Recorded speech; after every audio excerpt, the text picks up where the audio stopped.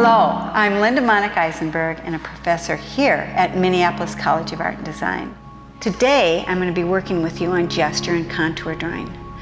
These are two beginner levels of drawing where we introduce you to the art of using the line to investigate a form. I want you to take a look at these two drawings that I'm showing you. One is by Daumier and the other is by Ellsworth Kelly. The Daumier drawing is a gesture drawing. A gesture drawing is a drawing that captures the essence of the thing that you're drawing. You look for movement, you investigate tension, you investigate weight in the drawing, you investigate space. A contour line is a very slow, methodical kind of drawing. This is a kind of drawing where you're looking at edges and the relationships of edges to one another. We're going to be using your drawing pad paper, your drawing board, your number 2 graphite pencil, and a prop. There's a few things that you're going to want to think about. You're going to want to be able to comfortably sit for an extended period of time in a drawing position where you can be quite close to the object that you're working from. Either tape your paper down to your board and it should fit onto the board, or cut it down so that it does. And then make sure you're about 18 inches to 24 inches away from the object that you're drawing, and that it is at an eye level that you're interested in drawing it. You can choose very simple objects. There is nothing that you have that is not worth drawing. The more things that you draw, the better you'll get. So now we're going to begin a gesture drawing. I'm going to demonstrate one for you before you start. Take a close look at the object that you're choosing to draw. As you're thinking about that object, I want you to move to your paper and envision it on the page. This helps you with proportions and layout as you begin to draw. It prepares you.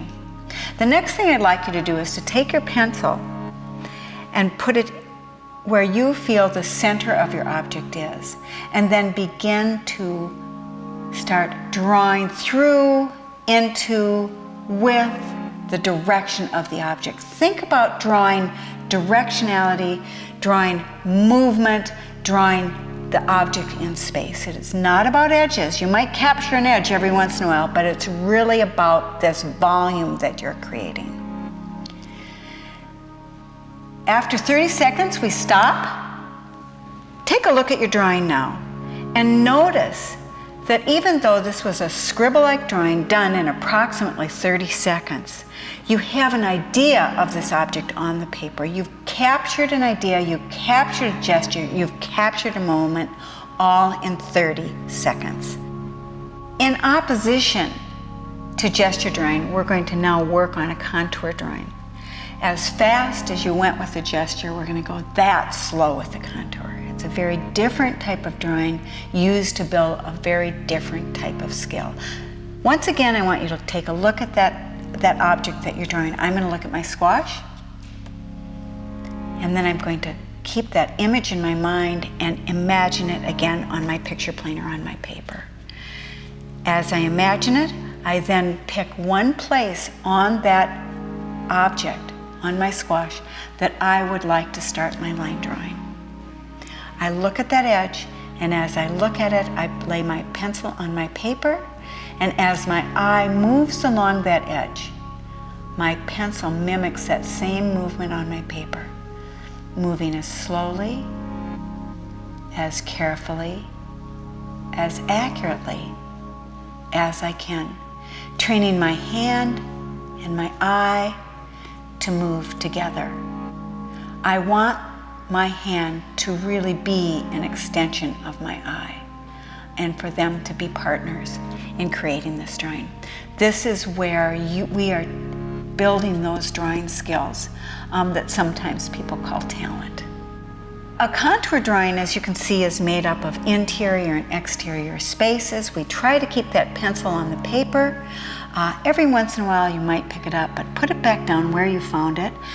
You can use also a varied line so that the pencil can lightly skim over the top. You don't want to lose your place in a contour drawing, because where you want to spend most of your eye time, your looking time, is with your eye on that object and having your pencil just repeating that on your paper. If you pick your pencil up, you lose your place.